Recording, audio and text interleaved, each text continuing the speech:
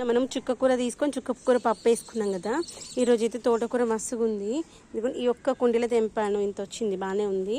ఇదిగోండి అన్ని కుండీలలో ఉంది, తెంపేసుకున్నాము. తెంపేసి మనకి పచ్చిమిర్చి అయితే మంచిగా వస్తుంది. ఇదిగోండి పచ్చిమిరపకాయలు అయితే స్టార్ట్ అయినాయి చూడండి, మంచి పిందెలు పడ్డాయి.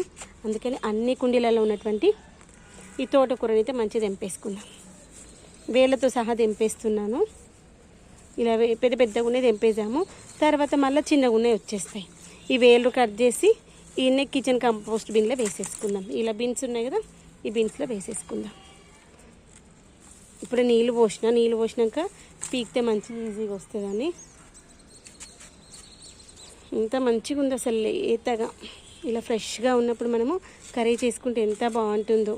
దట్టు ఇక్కడ మనం ఏం వేస్తలేం కదా మందులు, మంచిగా ఉంటుంది, రుచి బాగుంటుంది, తొందరగా ఉడుకుతుంది కూర కూడా. ఎంత మంచిగా ఉంటుంది అసలు.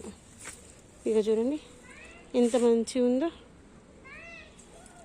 అంతా హార్వెస్ట్ చేసేసుకుందాము.